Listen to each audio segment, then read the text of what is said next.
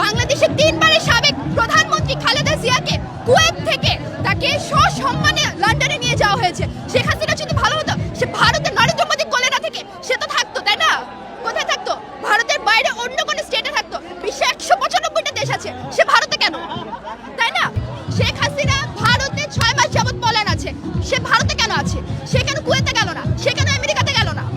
তার মেয়ে তো সাইমা ওয়াজেদ, তার মেয়ে তো হুতে কাজ করে, সে কেন ভারতে আছে?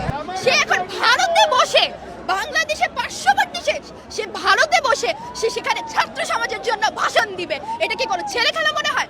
বাংলাদেশ এবং ভারতের মধ্যে এক ধরনের চুক্তি আছে, সেই চুক্তিটাকে আপনি জানেন যে বাংলাদেশ থেকে কোনো চোর যদি ইন্ডিয়াতে যদি যে পলায় থাকে, সাপোজ পলায় আছে, সেখানে ইন্ডিয়া বাধ্য ওই লোকটাকে খুঁজে বের করে বাংলাদেশে পাঠাতে। পিনাকি ভট্টাচার্য সে আছে প্যারিসে, তাকে কি বাংলাদেশে আনতে পারতো না?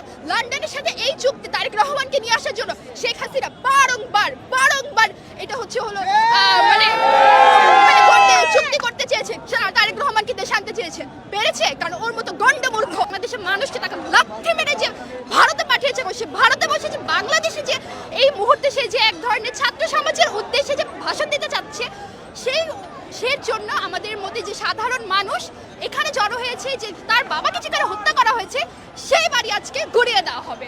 এবং আমার কাছে মনে হয় 5ই আগস্ট যেহেতু তার বাবার যেখানে হত্যা হয়েছে সেখানে পুড়িয়ে দেওয়া হয়েছিল, আমার কাছে মনে হয় সেদিন না পুড়িয়ে দিয়ে এই জায়গাটা যদি একটা বিধ্বংস করা যেত, আমার কাছে মনে হয় তখনই ভালো হতো। কিন্তু যেহেতু শেখ হাসিনা আজকে বলেছে রাত 9টায় সে আজকে স্পিচ দিবে, আমার কাছে মনে হয় আজকে যে ধানমন্ডি 32-এর যে বিল্ডিংটা আছে সেটা একেবারে ঘুরিয়ে দেওয়া উচিত।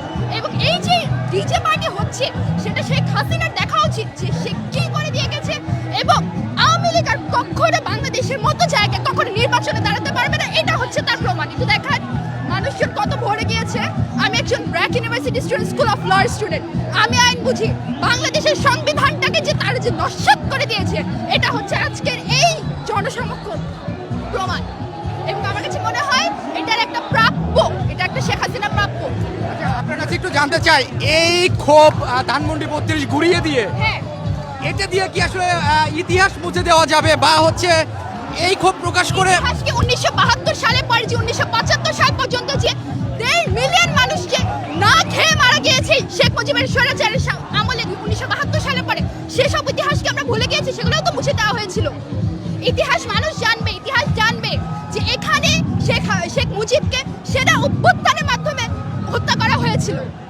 তো এই জায়গাটাও যদি আজকে ঘুরিয়ে দেওয়া হয়, আপনার কি মনে হয় আপনি শেখ আমরা কি কখনো এটা মনে রাখতে পারবো না? এটা কি মানুষ কি জানবে না? অবশ্যই জানবে। ইতিহাস কখনো মুছে ফেলা সম্ভব না। ইতিহাস যদি মুছে ফেলা সম্ভব হতো না ভাই, 2024 সালে আমাদের মধ্যে স্টুডেন্ট কখনো শেখ হাসিনাকে লাথি মেরে ইন্ডিয়াতে পাঠানো যাওয়া যেত।